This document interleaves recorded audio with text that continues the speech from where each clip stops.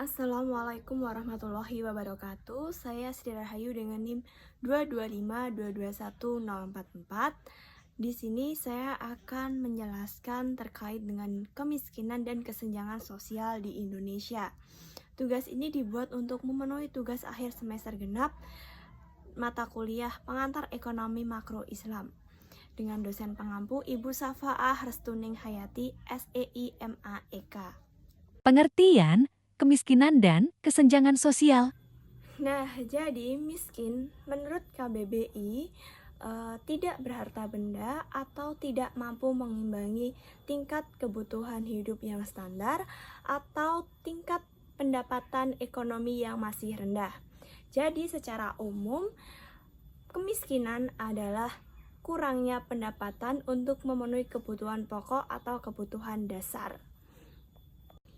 Nah, sedangkan kesenjangan sosial merupakan suatu kondisi di mana terjadi ketidaksetaraan antara masyarakat kelas atas dan masyarakat kelas bawah.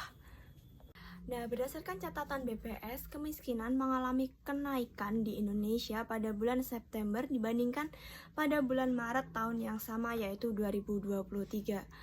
Kemiskinan ini mencapai 26,36 juta jiwa atau setara dengan 9,57%. Peningkatan kemiskinan di Indonesia ini tentu dipengaruhi oleh beberapa faktor pendorong atau faktor pemicunya yang sangat dirasakan oleh masyarakat, terkhusus masyarakat kelas bawah, seperti naiknya harga BBM subsidi, kemudian mahalnya harga bahan pokok, kemudian meningkatnya laju inflasi, lalu terjadinya gelombang PHK. Dan BPS juga mencatat bahwa kemiskinan pada tahun 2022 merupakan kemiskinan yang paling tinggi pada 9 tahun terakhir.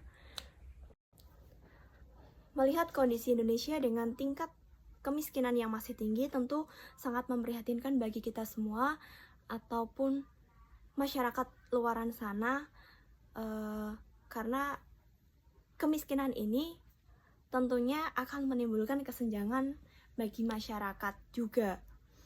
Namun beberapa upaya pemerintahan untuk menekan angka kemiskinan telah dilakukan, seperti dengan pemantauan terhadap harga bahan pangan dan pokok, kemudian memberikan subsidi upah ataupun tunai kepada masyarakat yang membutuhkan, terkhusus masyarakat miskin. Nah, dengan demikian, angka kemiskinan di Indonesia sedikit mengalami penurunan. Menurut catatan BPS, pada bulan Maret tahun 2023, angka kemiskinan di Indonesia mengalami penurunan sebesar 25,9 juta jiwa atau setara dengan 9,36% dari jumlah penduduk di Indonesia. Jumlah ini berkurang 60.000 jiwa dari bulan September tahun 2022. Penurunan angka kemiskinan di Indonesia pada tahun 2023 tentu terdapat faktor pengerem yang dirasakan oleh masyarakat Indonesia, seperti berkurangnya angka pengangguran di Indonesia dengan dibukanya lowongan pekerjaan, kemudian pertumbuhan ekonomi yang semakin pesat hingga mencapai angka sebesar 5,72%, lalu inflasi yang semakin melandai, konsumsi masyarakat yang semakin tinggi, kemudian bantuan PKH, kemudian bansos sembako yang turut berkontribusi untuk menekan angka kemiskinan di Indonesia. Angka kemiskinan di Indonesia pada tahun 2024 saat ini tercatat masih sama pada tahun sebelumnya sebesar 9,36%. Namun, pemerintah berupaya untuk mentargetkan agar angka kemiskinan di Indonesia turun sebesar 6,5% sampai 7,5%.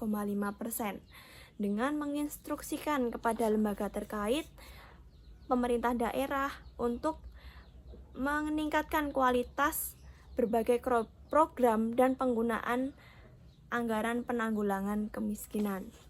Nah, jika kemiskinan di Indonesia mengalami penurunan, justru ketimpangan sosial di Indonesia malah semakin melebar.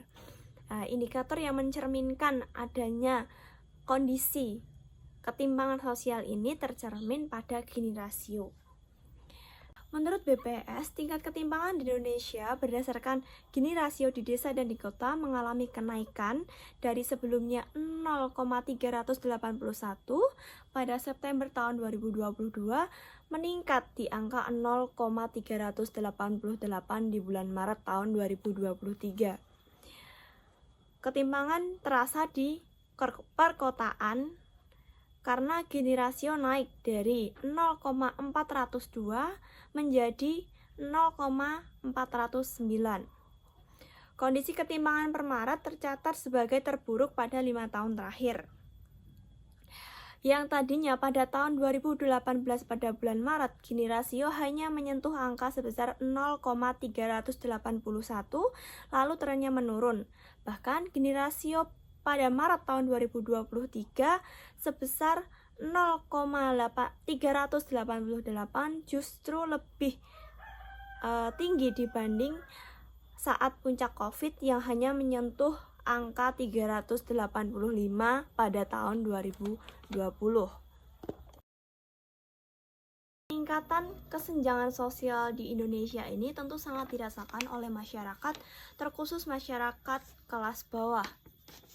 Hal ini disebabkan oleh beberapa faktor, salah satunya pendapatan dari masyarakat kelas atas yang lebih tinggi daripada masyarakat kelas bawah. Kemudian melejitnya sifat konsumtif dari masyarakat kelas atas daripada kelas bawah pasca pandemi yang didorong dengan dicabutnya pembatasan mobilitas seperti berwisata, naiknya aktivitas perkantoran, serta mobilitas masyarakat yang mendorong kenaikan di sektor transportasi. Ketimpangan yang melebar menjadi indikasi pemerataan ekonomi yang belum merata, terkhusus gelombang pemutusan PHK yang banyak dialami oleh masyarakat kelas bawah pada pandemi COVID-19.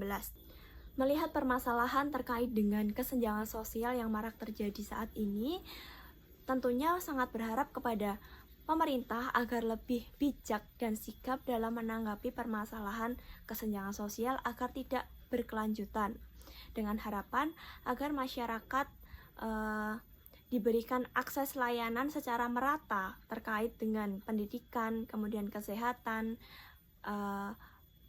penghidupan yang layak, kemudian mengakses lapangan pekerjaan, sehingga dapat mengurangi kesenjangan sosial antara kelas sosial atas dan masyarakat kelas sosial bawah. Sekian yang dapat saya sampaikan. Jika banyak salah kata, mohon dimaafkan. Wabillahi taufiq wal hidayah. Wassalamualaikum warahmatullahi wabarakatuh.